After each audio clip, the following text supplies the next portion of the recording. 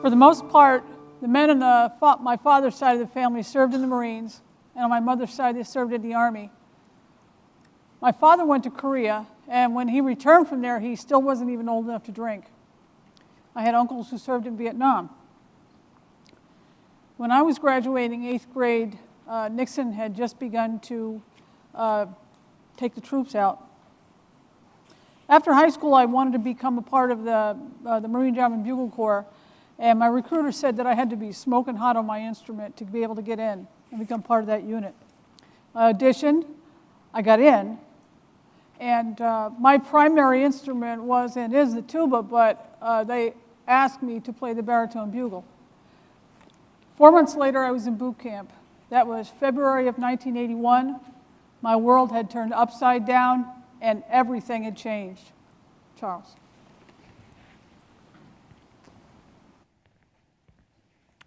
So my father was in the U.S. Navy, and I have uncles on both sides that served.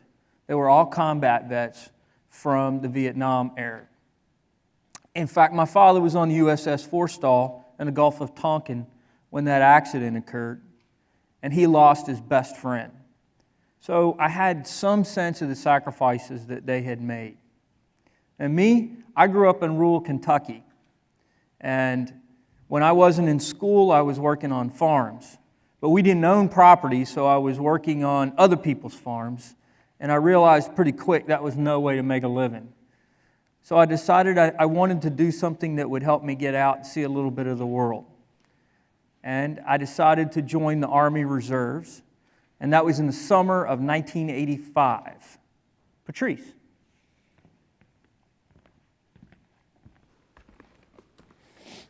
I grew up in a little town in North Jersey.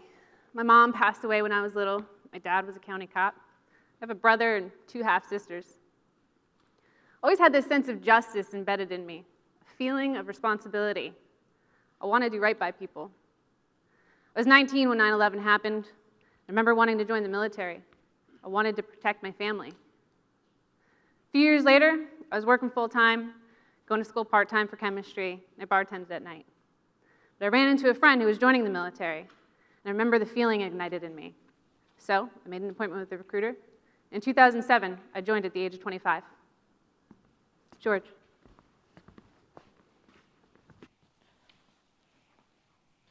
Me and my 2 sisters were raised here. My parents immigrated from Colombia back in the 1980s. I graduated high school right down the road at Passaic County Technical Institute in 2009 and attended Fairleigh Dickinson University right after. I was a pretty good student, but school was expensive. You can guess where this is going.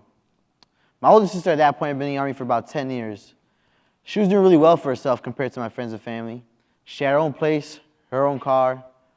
I thought, wow, the Army seems easy enough. She's a girl. If she can do it, so can I.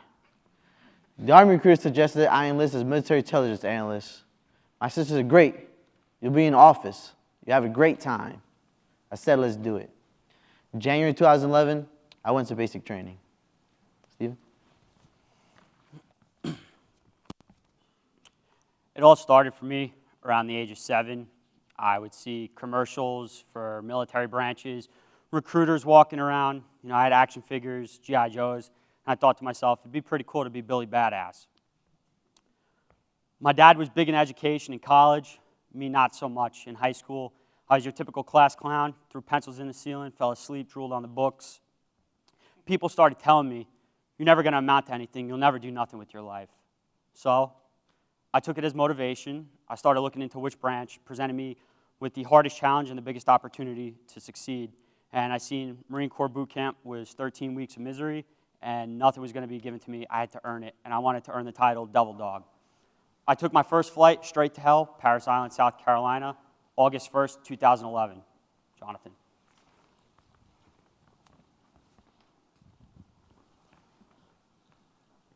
I was born in Paterson, New Jersey. I went to Passaic Valley High School in Little Falls. And when I was 15, I lost my father.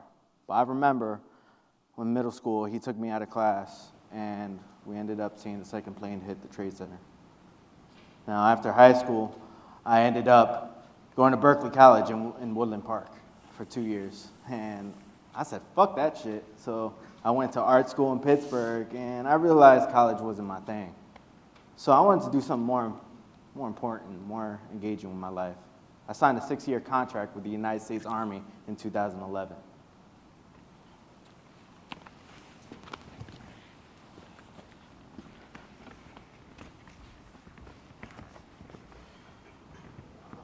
So they put you on these buses, and they bring you onto base. Then from there, they put you on another bus, and then they bring you to your barracks. This is when shark attack happens.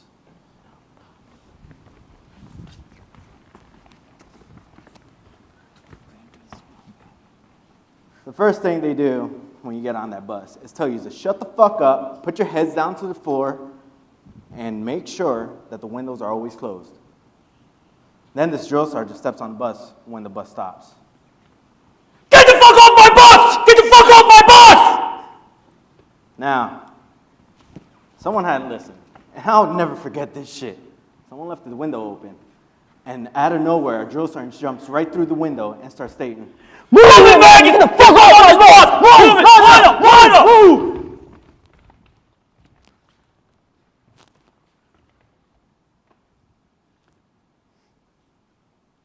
Everything's so shocking, crazy, the intensity.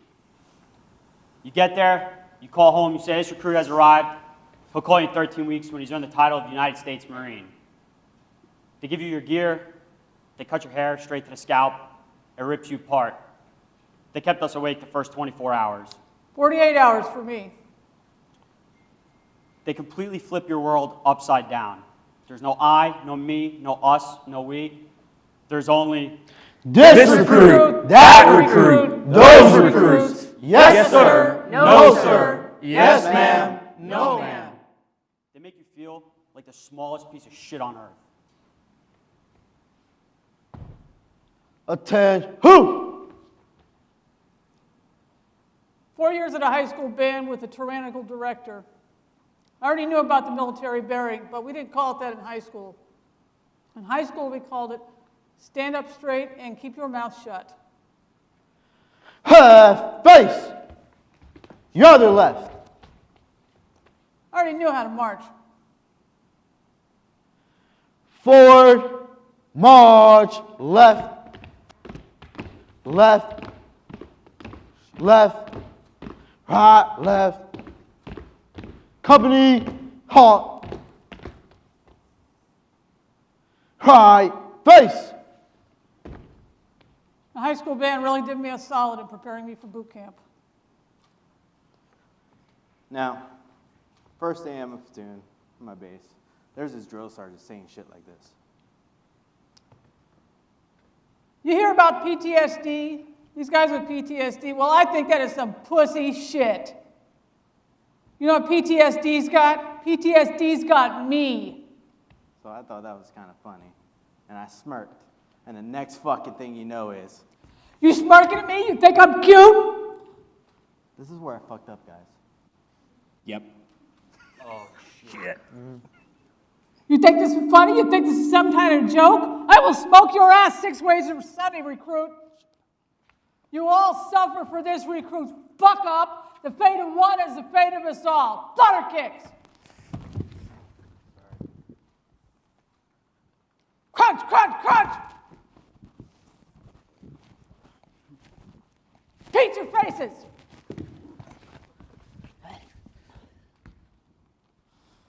Recover. Man, he made us fucking pay. Now, you know what? It was stupid of me. When he asked me if I thought he was cute, I should have known better to say yep. I should have said yes, drill sergeant. Dismissed.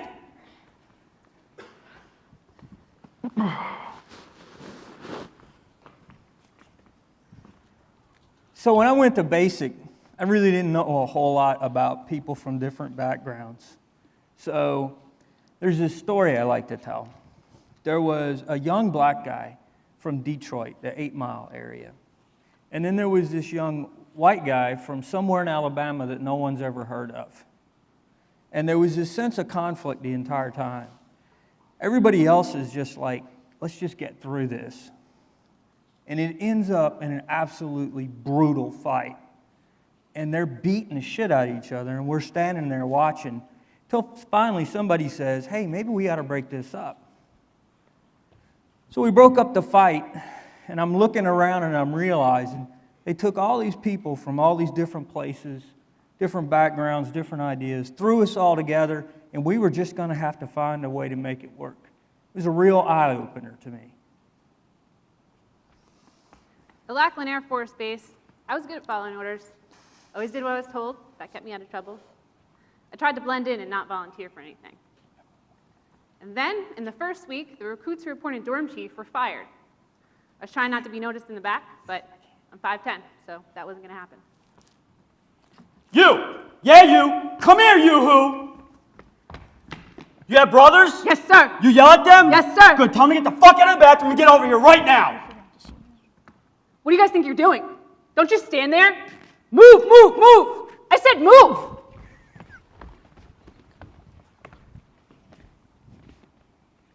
Thank you. And that's how I became dorm chief for the next 6 weeks.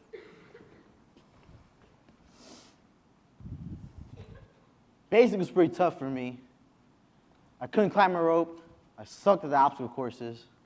I couldn't run very fast. Couldn't do many push-ups. I could barely do a sit-up. And I was a terrible shooter. I was from Jersey. I wasn't used to being around many guns. The guys from down south, well, they were throwing their weapons behind their back.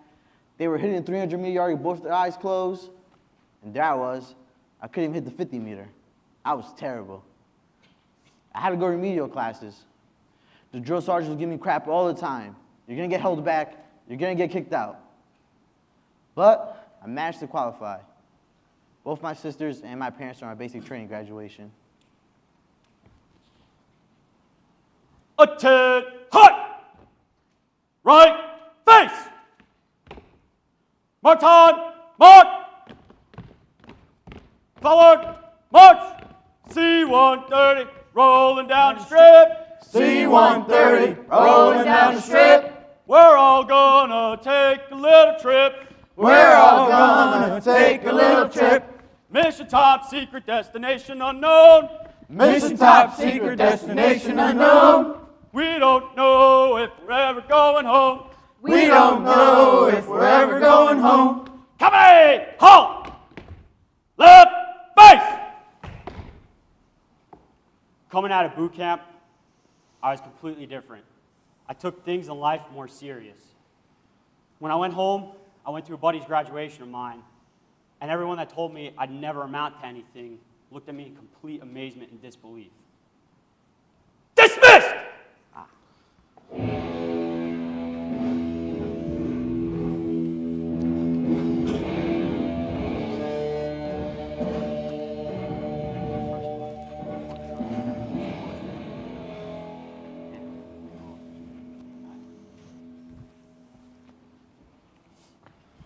From boot camp, we were sent to the Naval School of Music in Virginia. We did PT in the morning. We went to the chow hall and all of that. We practiced. My primary instrument was the baritone bugle. We did ensemble practices, private practices. We learned music theory, music harmony, notation, practiced and practiced and practiced and practiced on our instruments. Somewhere in the middle of that, I got mono. Wait, ain't that a fucking kissing disease? It wasn't time for that. No, I'm just saying. There was a little time. But really nothing more than that kissy, huggy, hand-holdy kind of stuff. I was saving myself.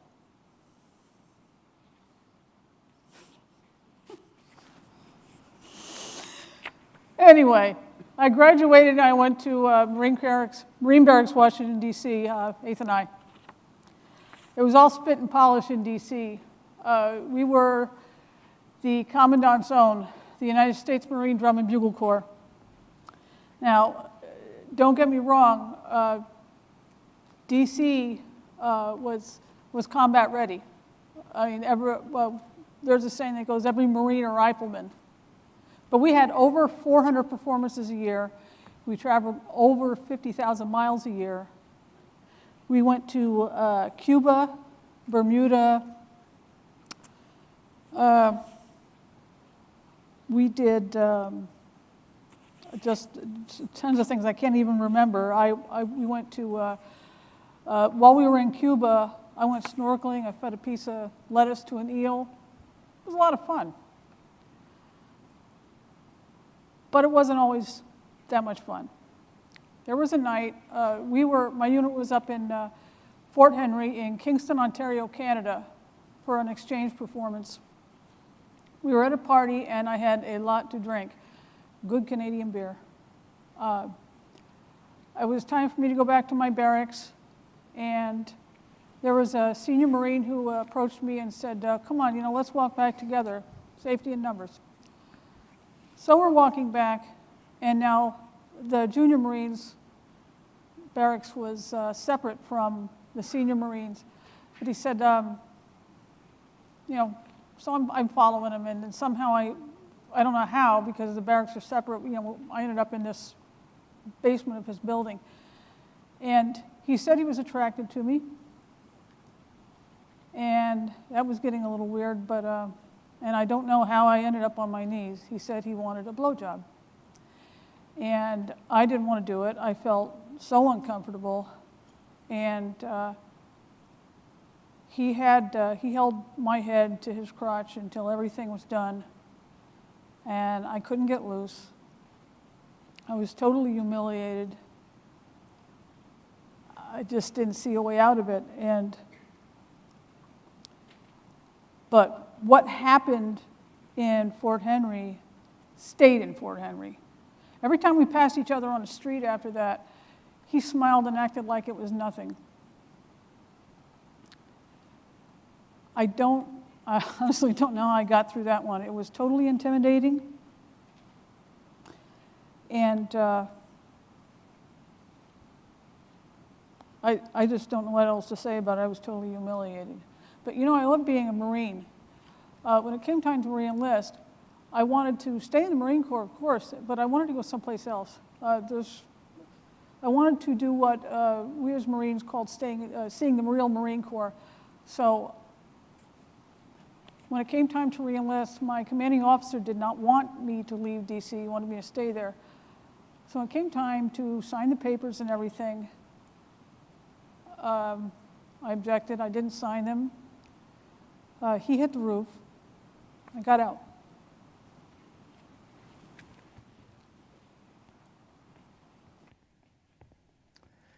So after basic, I went to Eastern Kentucky University. I wasn't a very good student, not very attentive, and things were not working out real well for me. Plus the money was running out. So I said, I'll just go into the Army full time, do my 4 years, get the GI Bill, get out and try this whole thing all over again. Now, I can't tell you exactly what made me walk into an Air Force recruiter's office, but once I did and I sat down and I started talking to the recruiter in there, I said, hey, this lifestyle might fit me a little bit better. So, long story short, I ended up signing up to be a surveyor and a draftsman in the Air Force.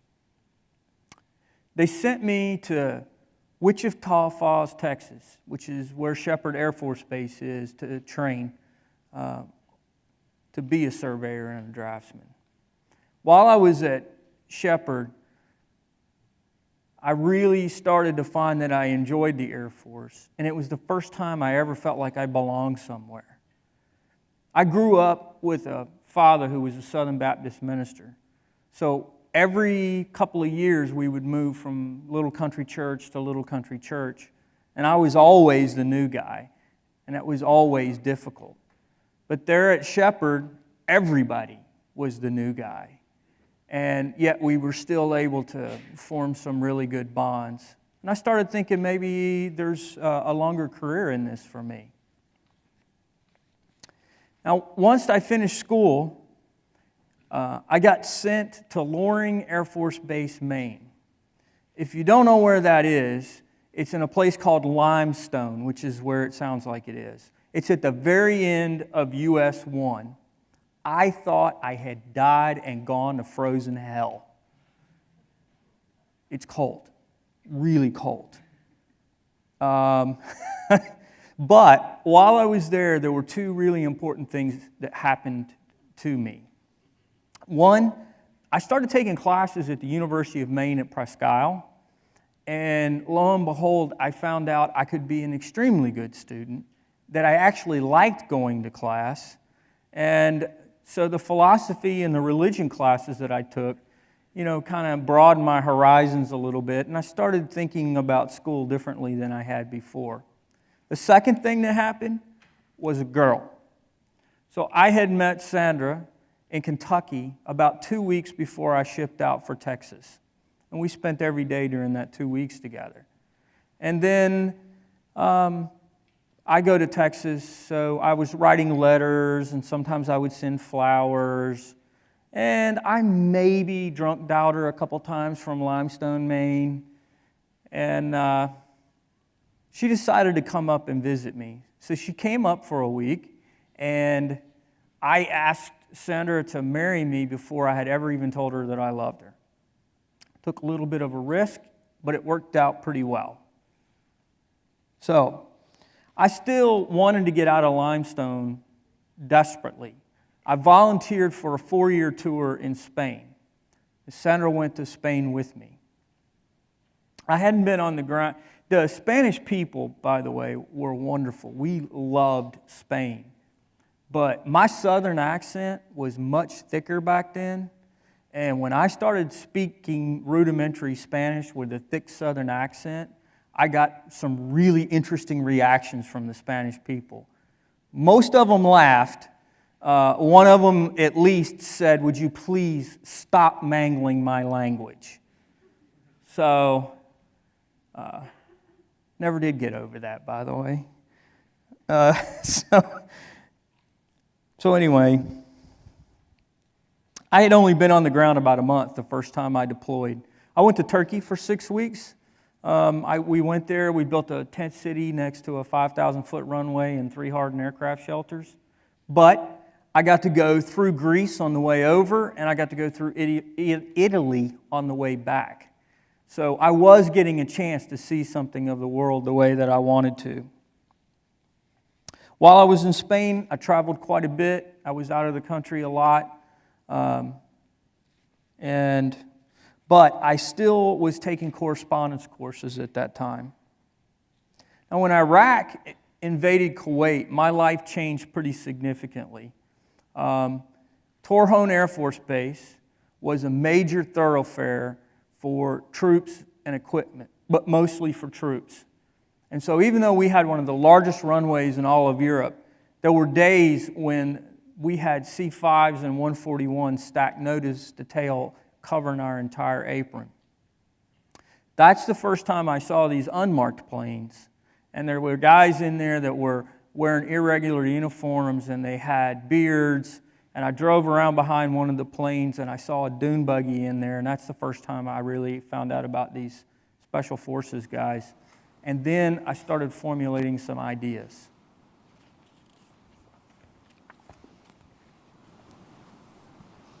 As soon as I left the Marines, I went straight to a recruiter's office. I told him what had happened. I said that I wanted to re-enlist.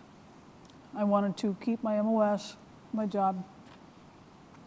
I wanted to keep my date of rank and time in service.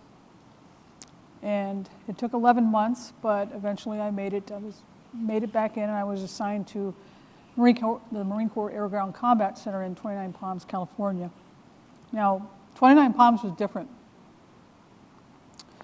Unlike DC, it had a primary focus of a state of combat readiness. And there were always all sorts of different artillery exercises going on. We call them CACs, Combined Arm Exercise. A lot of artillery exercises. Unlike DC also, the unit was a lot smaller. In fact, DC's drum line alone was larger than my entire drum corps in 29 Palms. But it was all right because we could put out some sound. And well,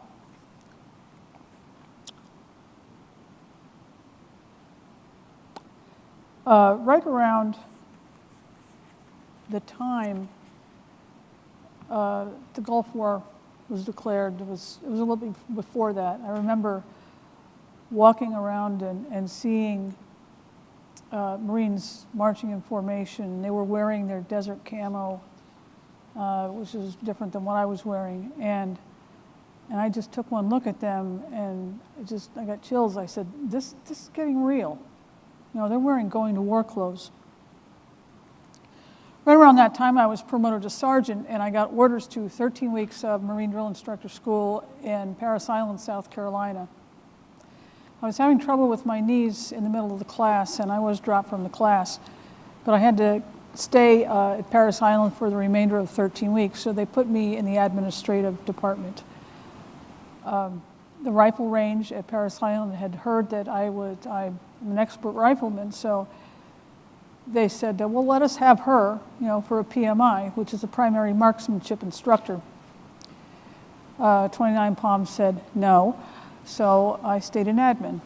And when it was time to go back to 29 Palms, the rifle range there said, well, let us have her, we need a PMI. And what had turned into a band at that point had said, no, we need her to be here, no. So I couldn't do that, I was denied once again. I stayed with the band, even though it meant as a musician I could not be used because I couldn't march. You know, I couldn't do anything. I was having trouble with my knees, as I said before, and it turns out that what I had was a condition called bilateral chondromalacia patella, which just basically meant my knees were really messed up. As a Marine, I was still required to stay in shape. So I would go to the gym and I would do 200 sit-ups at lunchtime on a slant board. I would do weight training for my upper body. And I was quite fit. In fact, even though I gained 12 pounds, I lost a size in my trousers. The powers that be said, she's overweight? Well, she's got to go.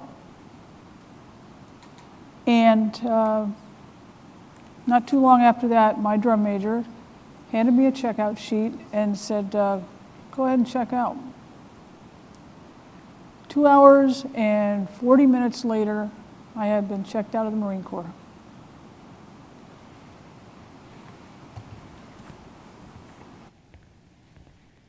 So as the first Gulf War was starting to wind down, by that time I had a new son, and I knew that I needed a plan. As it turns out, about a year prior, I had applied to become a special agent with the Air Force Office of Special Investigations. And it came through about the time I was looking whether I was going to get out, but I knew I had to come back to the States. So they offered me an assignment to Hurlburt Field, Florida. I talked to Sandra. She said, let's go for it. So I re-upped and I went to Florida. Again, I was on the ground about a month and I got deployed. But this time, I was deployed for just over 4 months, but it was to D.C. for the OSI Academy. So what is OSI? It's an organization that typically what you'll see on the stateside environment is they investigate major crimes, and crimes in the Air Force run the gamut that you would see in any other community: drugs, major fraud, crimes against persons. And in the overseas environment, they're involved in the counterintelligence mission. So when I happened to join, OSI was starting to evolve quite a bit, and they were deploying with their host units. For me, Hurlburt Field was my host unit, and that was the Air Force Special Operations Command. So I started deploying with AFSOC, and I deployed to a number of places. Ultimately, the 16th Special Operations Squadron deployed in support of Operation Restore Hope, which was Somalia. The planes the gunships couldn't be stationed in Mogadishu because they're big and they're slow and they make good targets. So they flew them out of a place called Djibouti, which is a small Central African country. A decision was made to withdraw that support for the ground troops. And that was done for two different reasons. One, it was an optics issue. And two, it was about money, because it was very expensive to base those planes out of Djibouti.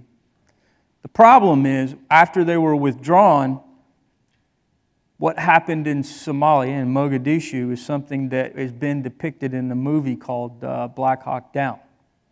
They didn't have that cover anymore. After Black Hawk Down happened, they packed up the 16th Special Operations Squadron and sent us back. This time we went to Kenya, and we were flying out of Mombasa. I was part of the Force Protection Counterintelligence mission. And most of the time I operated alone and without any kind of official cover. My job was to collect intel about potential threats to our air crews. And I did that primarily with, talking to people, bribing officials, with cash, alcohol, things like that.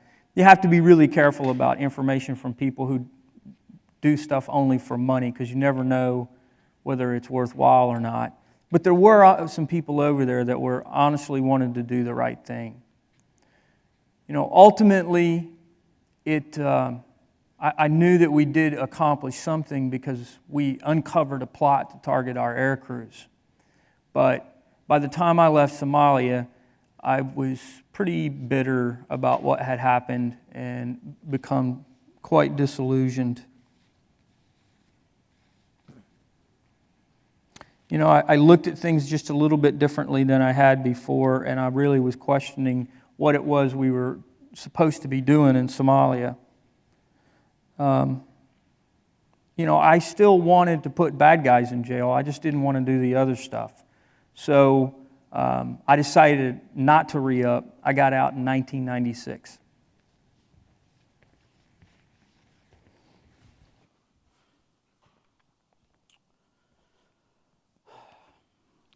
Coming out of infantry school, I trained as an 0331 machine gunner.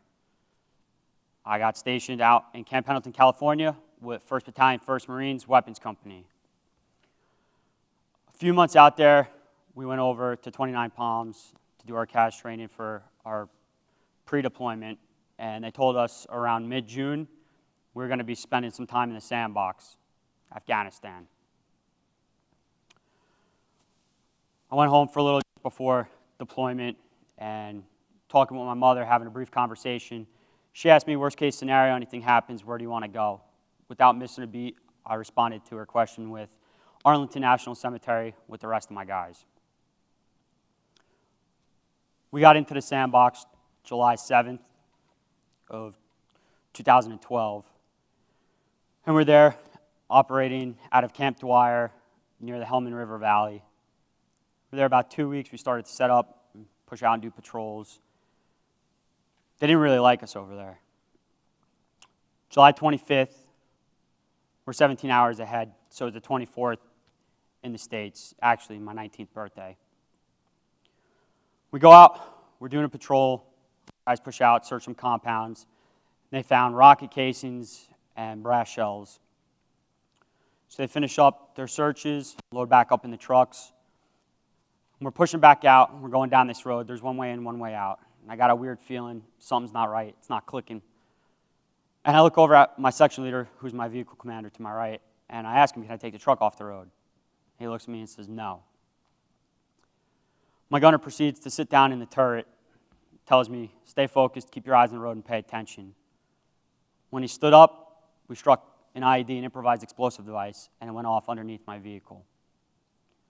My gunner sustained burning to his face, his hands, his arms. He lost hearing and vision. He was medevaced. My 240 and my turret was completely off my truck, about 100 feet in front of it.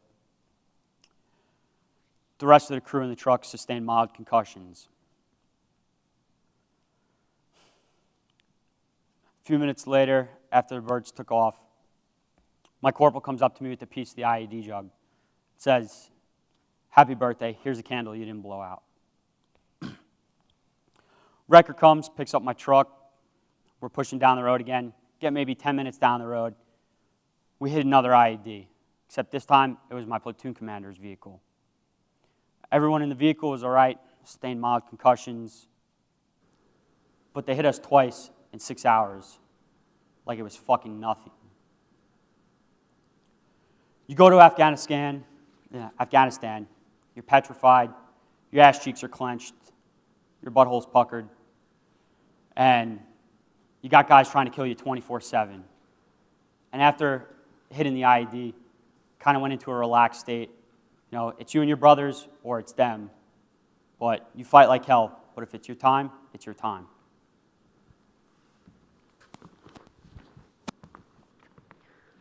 At tech school, I trained as a medic. My first duty station was Hampton, Virginia, where I was assigned to labor and delivery. Was not expecting that at all.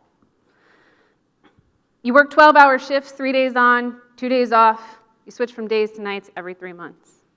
Labor and delivery is one of the happier places in the hospital. But when it goes bad, it's one of the saddest. Remember, we had a delivery, baby was born, wasn't breathing. So immediately we start respiratory work and CPR. And we get him breathing just to see him crash. And then we get him breathing, and then he would crash. We had been doing CPR for so long that we ended up bursting one of his little lungs. Somehow we managed to get him stabilized enough to get him transported to the nearest children's hospital. We were all really scared. We had no idea what was going to happen. Luckily, 3 months later, we got a note from his parents saying how well he was doing. I was in labor and delivery my entire time in the Air Force. There was a gap where I deployed to Afghanistan. I got orders from July 2007 to January 2010. I wanted to go. I wanted to do my part. Afghanistan was the best thing that ever happened to me. You see, I'm good at following orders, but I'm not good at following orders that don't have a moral sense to them. I question things. I want them to align to what I believe to be moral. And that's why Afghanistan was so great for me. I got a sense of the Afghani people. I started to question why we were there. At Bagram, I worked in the urgent care center, and I helped out in the emergency room. I met people that will touch me in ways I will never forget. For instance, we had a clinic outside a base that was open to the public. The locals would come there for care. And I remember being in my Kevlar and having my weapon strapped across my chest, and there was all these little kids just playing all around me. Now you have to understand, this is not something you would ever see in the United States. It was really inappropriate and awkward for me. But to these little Afghani kids, it was just normal. They just wanted to play. And sometimes they'd ask you for money, sometimes they wouldn't. But I remember this one little girl. She just wanted to stand there, hold my hand. She just stood there looking up at me. She stole my heart. It's 8 years later, and I still think about her. Or there's this guy at the dining facility. For whatever reason, he always used to take my tray and clean it up after me. So before I left Bagram, I wanted to say thank you. So I gave him a little bit of money. He took it and walked away. As I was leaving the dining facility, he came up to me and said, "Thank you. Now I can put shoes on my 11 children's feet." I wish I had given him more. There were so many other little instances that happened. There's people who literally looked like my family and who acted like my friends. And I started to hurt for these people. That was the first time that ever happened to me.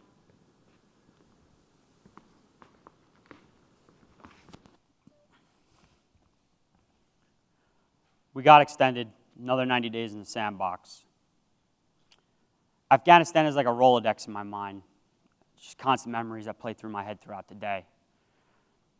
For instance, we're laying on a berm, we're in contact, and a kid from my truck, Dirty Durham, is what we like to call him, sees rounds kicking up in front of me, looks at me, gets my attention, tells me roll left.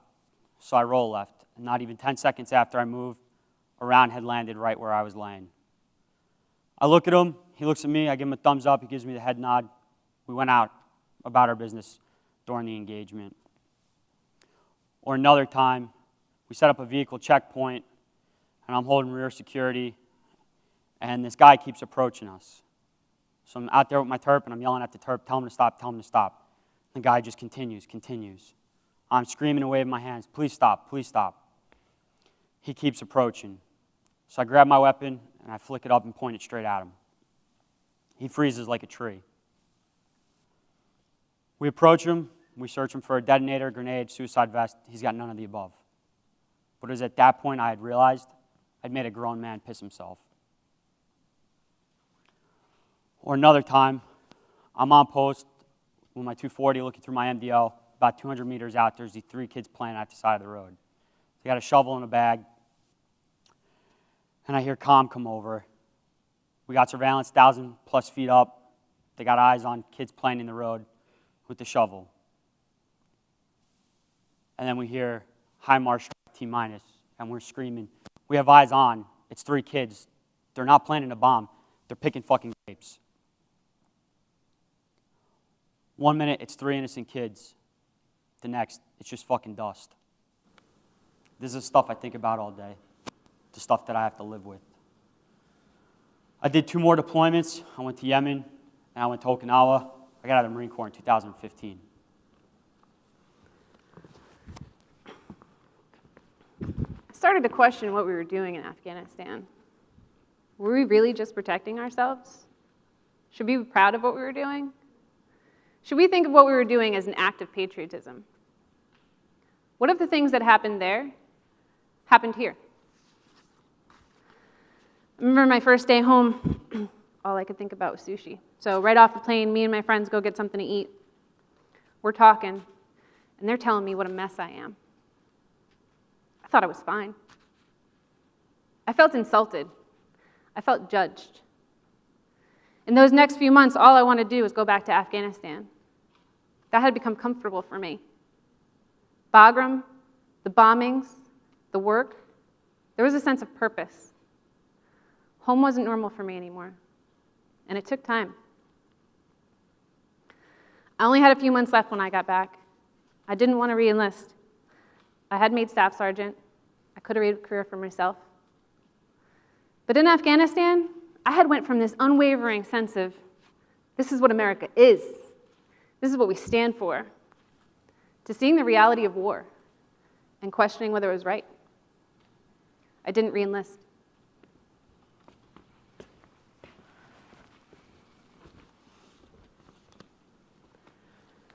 After basic, I did 17 weeks of advanced individual training, AIT, at Fort Huachuca, Arizona. I was trained as a military intelligence analyst. Many of you may have seen the movie Zero Dark 30. Well, in that movie, the main character, Maya, she was going after bin Laden. I was going after the little guys, but we basically did the same thing. Specifically, I was trained as an all-source analyst. All-source analyst, we have to put a bunch of different intelligence sources together. There's all different kinds. There's human intelligence, there's satellites, there's a lot of witchcraft sources, a lot of which I really can't talk about here right now. But I'll put them all together to build a common picture. Then I'll give the picture to my NCOs and my commanders, who pretty much make decisions based off what I have built. My first duty station was Fort Campbell, Kentucky, home of the 101st Airborne. You remember my sister said I'll be in office? Well, I was, but the problem was now I was an infantry unit. So that meant I had to do all the infantry shit too. I mean, at basic training, we done ruck marches, but at Fort Campbell, the rucks were heavier, we went further, we went faster, and we also went to the range. A lot. Which I hated because I still wasn't any good at it. I said to my sister, you said I wouldn't have to deal with any of this. Pretty much the moment I got to Fort Campbell, we started training for a deployment to Afghanistan. Funny story, we went to Fort Carson, Colorado for scenario training. They set everything to make it look like Afghanistan. We had mock villages, we had Afghan Americans, and we even had goats. So when I was stuck doing infantry shit, I was put in charge of looking after these goats. I cleaned them, I bathed them, I cleaned after their poop. And at night, we had to protect these goats from coyotes. And their magical plan, if a coyote attacked one of these goats, well, they hand us a fire extinguisher. So there I was, in the mountains of Colorado, me and another guy, ready to protect these goats from coyotes with a fire extinguisher. Fucking fire extinguisher. So I went to AIT at Fort Lee, Virginia. I was training for EOD, Explosive Ordnance Disposal. Now, over there, they put you at a high standard because if you fuck up once, you go out with a bang. I ended up failing out, and I got reclassified as military police, MP. Now, because of that reclassification, I was in the Army for about a year.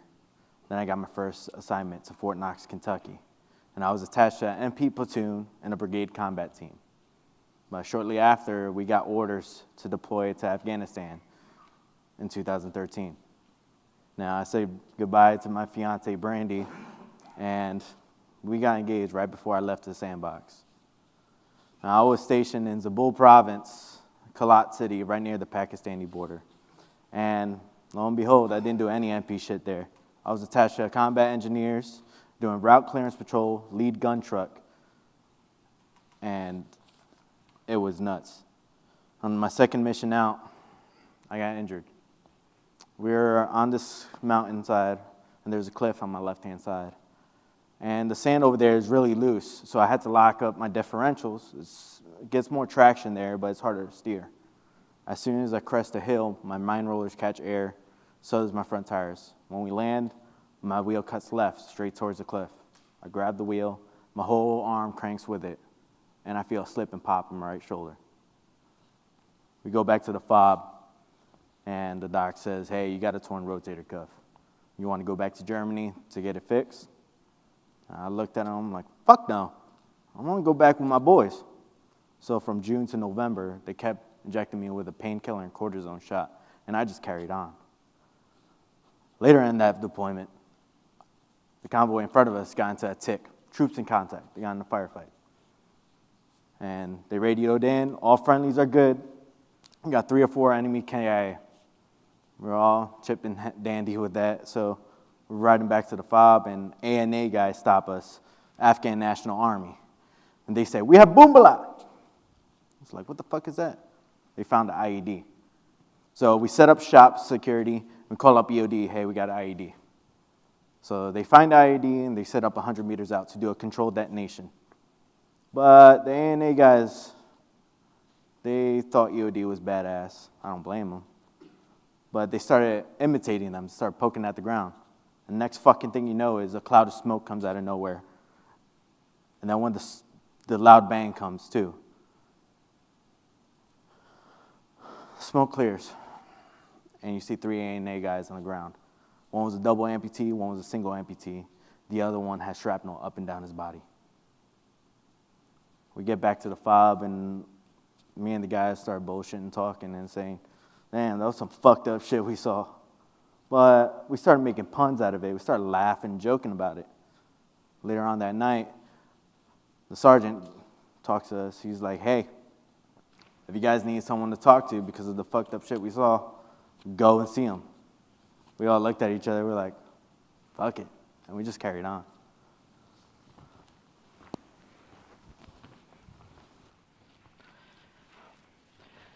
I deployed November 2012. I was on 2 small fobs, Fob Joyce and Fob Wright in Kunar, Afghanistan. I was there for 9 months. Mostly I worked nights. I'd get up around 5:30, 6 p.m. I would go get breakfast, which was dinner for everyone else. Then I would go meet with my NCO. He would tell me what happened during the day, and I would go write intelligence reports based off whatever he told me. After a while, I got so good at it, I was knocking them out in 20 minutes, and I was watching daytime TV and sports from back home in the U.S. At around 4 or 5 in the morning, platoon leaders would come in for their patrol briefs. I brief on what to expect for the day. Stuff like, you're going down, it's Thursday, you're going down Road X. There have been IEDs on Road X at these times. Be careful. At around 7 a.m., my NCO would come in. I'd tell him if anything happened during the night. I would go work out, and I would go to bed. The bad thing about sleeping during the day, though, that's when we used to get attacked.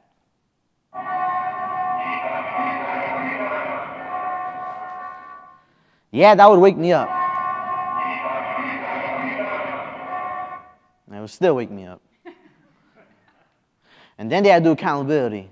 So just as I was falling asleep again, I'd get a knock on my door. Arius, are you okay? Are you okay?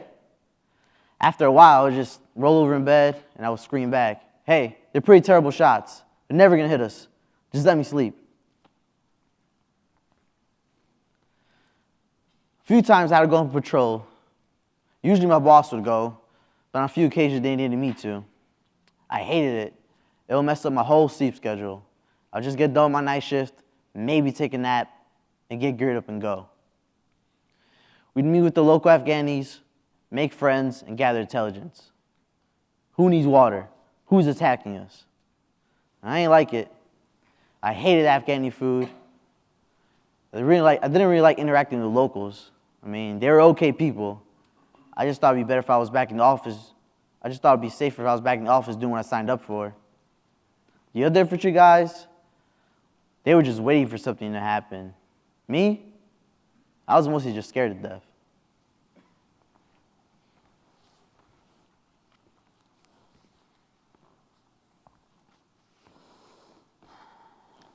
October 5th, 2013. Now, I knew my truck needed refitting. I was sick. And I started heading out the door. And my sergeant, my team leader, he goes, hey, let's go to bed. I got this. I just do as I'm told. So I'm lying in bed, and shortly after, I hear rounds go off. I get up and I grab my vest. I grab my gun and grab my Kevlar. And I start heading out the door. My team leader grabs me, puts me back in my room, and he's like, go the fuck to bed. I do as I'm told. Now, right after that, there was a communications blackout.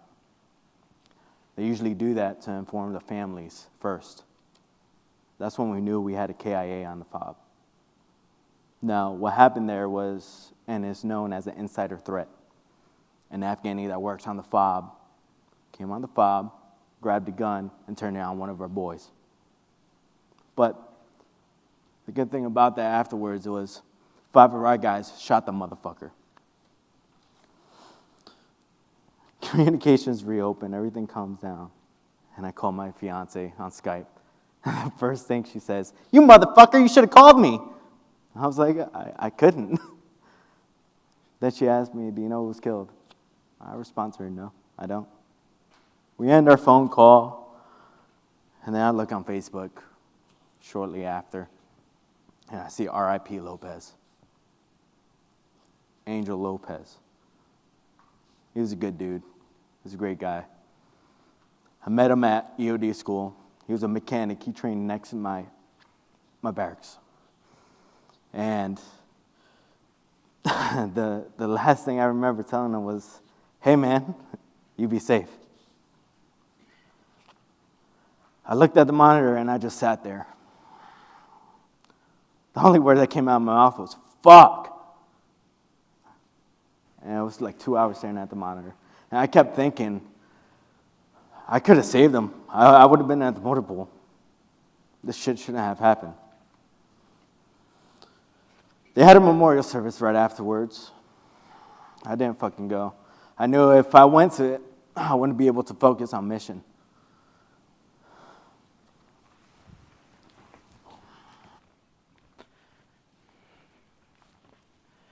On my post-deployment leave back in Jersey, I decided I didn't want to go back to Fort Campbell. The 101st was just way too hood for me. We were always in the field. We were always training. I wanted a chill job. So I re-enlisted to change duty stations. And in 2014, I moved to Osan Air Base in South Korea. My year in South Korea was the best year I had in the Army. I was in a small detachment. I made some of the best friends I ever met in the Army. I got to explore Korea. I loved the Korean food. We did PT on our own. No ruck marches, no field training, no deployments. Korea was awesome. The work was a lot different. In Afghanistan, we were looking for the terrorists or the Taliban. In Korea, we were gaming where North Korea would attack if they ever did. It was a lot more theoretical. In 2015, I re-enlisted again. This time I moved to the 116th Military Intelligence Brigade at Fort Gordon, Georgia. My particular area of work there was following drug cartels, particularly in Mexico and Colombia. It was way deep, hardcore cyber intel analysis. It was also the most 9-to-5 job I ever had in the Army. It was like any other job that you or me may have, except that I wore a uniform. If I'm being completely honest, it was really boring and mundane. So I began to look at some of my senior colleagues, and I realized I didn't want to become that NCO who was bitter for staying in the Army for 20 years. My sister always told me if I was going to get out to make sure I had a plan. To make sure I had a plan. I decided I was tired of shaving every day. I miss my family, I miss my friends, and most importantly, I wanted to go back to school. I wanted to get an accounting degree. That was my plan. So in March 2017, I left the Army.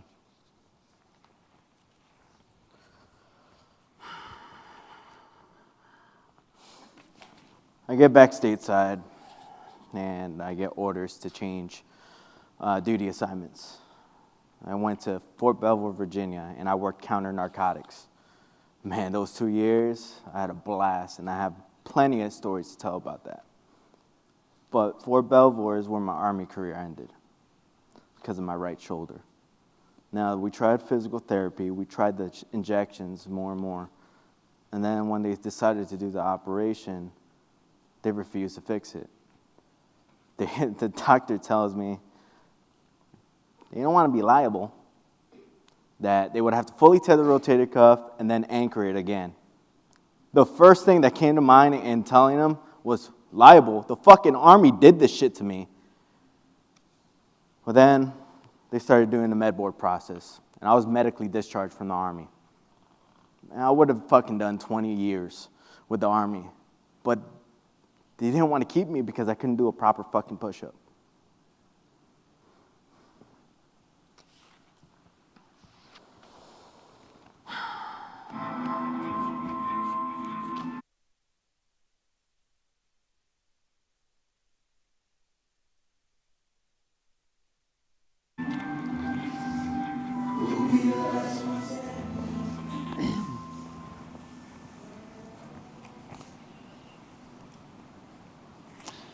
Being discharged from the Marines for my weight meant that I couldn't get unemployment, even though I'd been discharged honorably.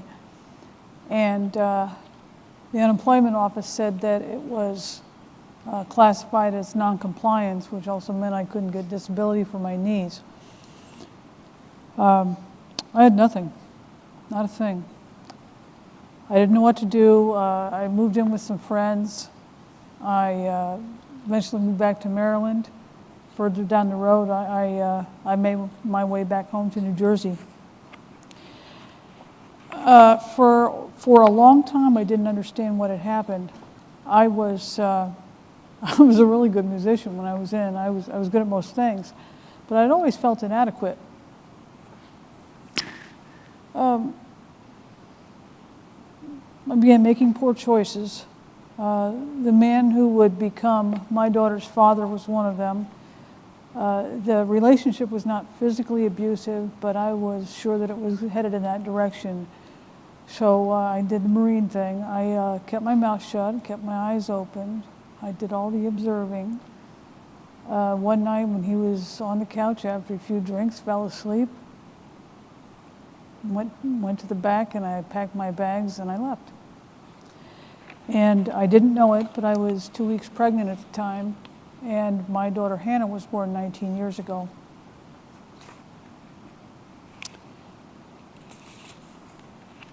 I had started gaining weight. I got up to over 340 pounds. And after a while, I was looking into getting gastric bypass surgery because I couldn't find another way to lose the weight. Medicaid authorized it. And following that procedure, the protein shakes that I was supposed to be having were unpalatable. They would not stay down. So I just stopped eating altogether.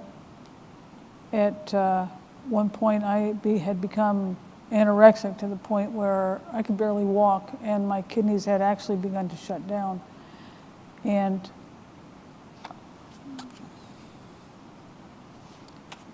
after a while of the recovery and everything, I was feeling like, okay, you're getting better. You're starting to feel better. It's time to embrace the crazy and move on. I don't mind calling it crazy though, because it's good. It's kind of healthy to make a little bit of humor out of it. I am so far beyond where I ever thought I would be. I ride a motorcycle again. I hunt and I fish. I go out in my kayak whenever I can. I keep a machete in my trunk for when I hunt turtles and frogs and other stuff you need it for, I guess. And oh my gosh. Fine. I'm a little lost. Need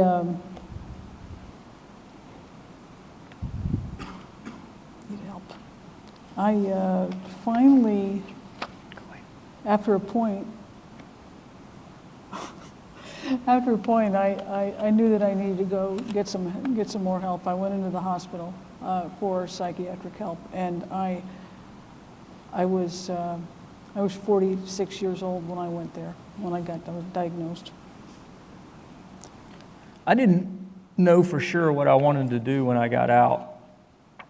I mean, I liked the part of the job where I got to put bad guys in jail, so I thought maybe that might be something for me to do. I just knew I didn't want anything else to do with the DOD. Eventually, I got a job as a bureau manager, Bureau of Public Safety for the Medical College of Georgia. Later on, I got appointed as the chief of police of Longwood University, and that's where I really found my niche. Longwood is a smaller residential undergraduate campus in a rural setting. And, I felt like we had a really good team there, and we could make a positive impact that we could actually see. I don't want to say that it came without any difficulties at all. I missed the brotherhood. I missed the intensity. And, I had a difficult time with this concept of a job as a job without having some higher purpose. It absolutely drove me nuts that people didn't take their work as seriously as I thought they should. I went back to school. I applied to Rutgers and earned a degree in ecology and evolution. About a year after I got out, I met a guy on the internet. He wasn't military. I finished my ecology degree and I applied to William Paterson for a master's degree in sociology. What I love about ecology is that everything is interrelated. If you change something in an ecosystem, it affects something, which affects something else, which affects something else. If you remove something from an ecosystem, eventually it changes the whole thing. Well, I think sociology is like the ecology of human interaction. Every idea, every action has an effect. Everything that people say and do interrelates to each other, and it makes us responsible to each other. This last year, I finished my master's degree. I married, that's civilian. I got a job in the city working for a nonprofit. And I'm thinking about applying for my PhD in cognitive development for the fall of 2018. I don't ever want to stop learning.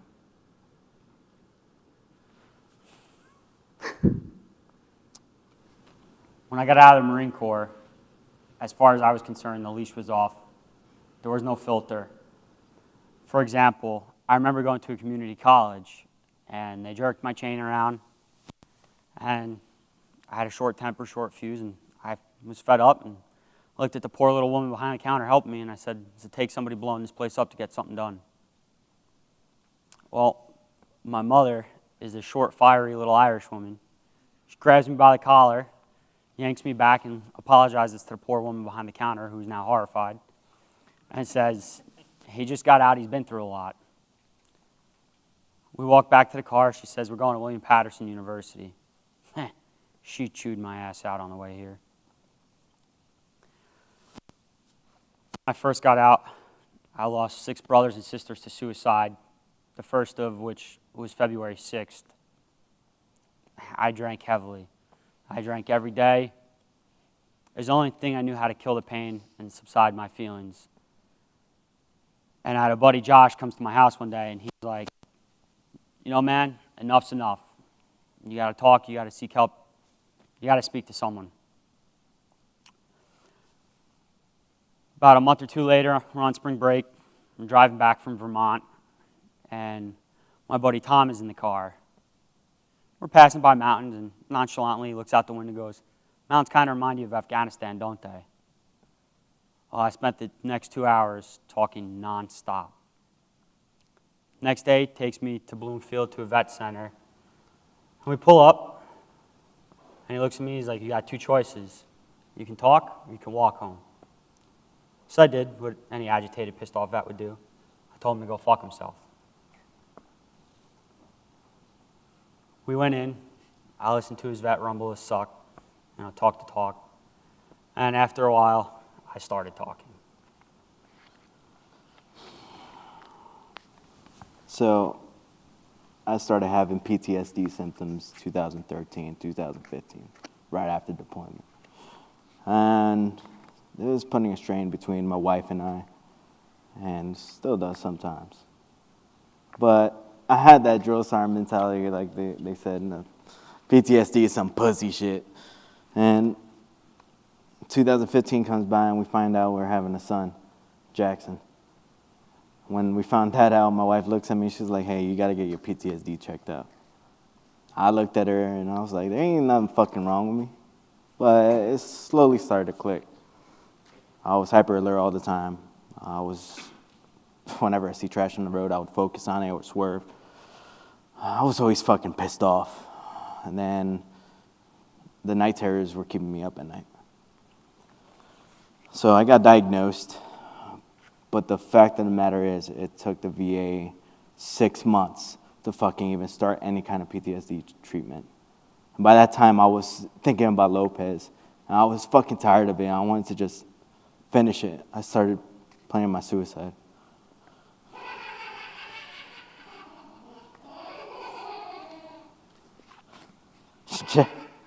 Jackson, my son Jackson, he's innocent. I fucking love that. And the only reason he has the innocence was because of what we did. I'm glad for that. He turned 2 in August. But I'm going to college now. I know the fucking degree ain't gonna help because when I put on the application, there's a checkbox. Do I have a mental illness? I gotta check it off. I got PTSD. There's a stigma against me, and all the employers think I'm a liability. So I've also sought help for the symptoms of PTSD. I never ever revealed that in any professional setting, and in fact, very few personal settings for that matter. I was always afraid of what the negative effects would be on my career. I'm a little bit ashamed of the fact that I hid behind my career. People need to know that there's an impact. I got out in 1996, and I'm still being impacted today. Whatever reason people had for serving, they all made sacrifices. And if they had families, their families made sacrifices too. I'm not trying to say that everybody who ever served should get a permanent pension. What I'm saying is that we should do a better job of attending to their mental health. When you think about 20 veterans a day committing suicide, that is a horrible number. And people talk about how much they support veterans, but the truth of the matter is, if you look at the VA, people don't give a shit. Because if they did, it would never have been allowed to get in the shape that it's in.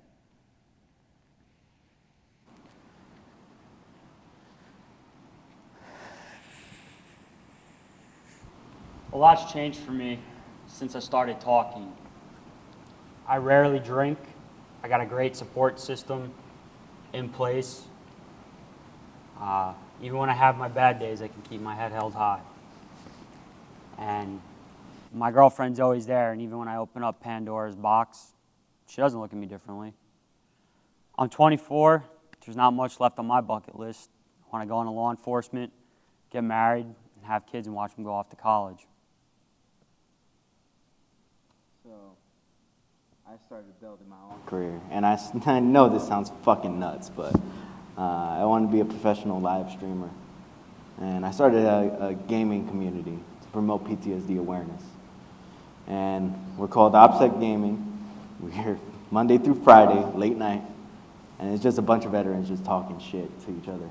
And we talk about anything and everything, from games to politics to our viewpoints as veterans. But most of the time it's us talking shit to each other. But in the end, we wanted to raise that PTSD awareness and make sure every veteran out there online knows that, hey, no matter what, we got your six. And that you're not alone.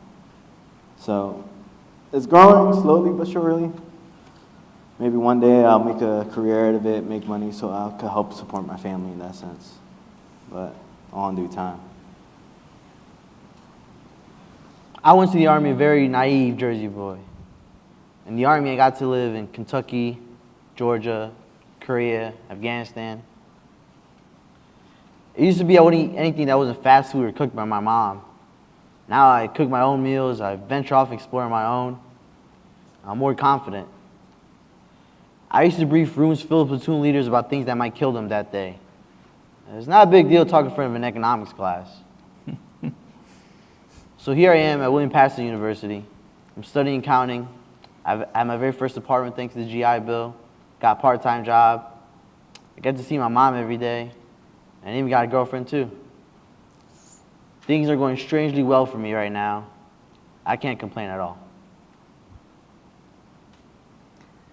There is so much division in this world and in this country. And to some extent, I think that's instinctual and cultural. We tend to look after our own, tribe versus tribe.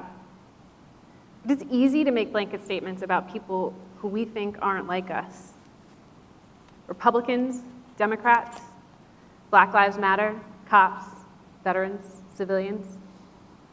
We stop looking at the people underneath those blanket statements. We belittle each other before we listen to each other. And it doesn't have to be that way. We can choose to listen to each other. There is a better way. The better way I keep coming back to is empathy. Patrice Crosavera, United States Air Force. Charles Lowe, United States Air Force.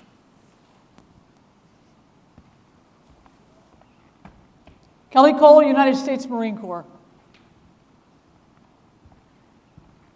Stephen Harris, United States Marine Corps. Jonathan Warbe, United States Army.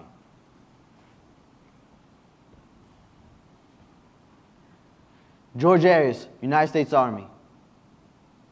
Parade, rest!